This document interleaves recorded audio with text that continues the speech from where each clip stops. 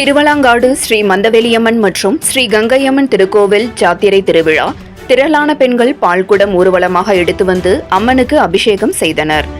திருவள்ளூர் மாவட்டம் திருத்தணி வட்டம் திருவலாங்காடு ஊராட்சியில் ஸ்ரீ மந்தவெளியம்மன் மற்றும் ஸ்ரீ கங்கையம்மன் திருக்கோவில் உள்ளது.